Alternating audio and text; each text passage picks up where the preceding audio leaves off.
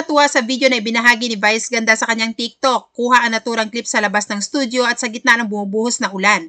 Caption sa clip, "Life isn't about waiting for the rain to stop, it's about learning to dance in the rain."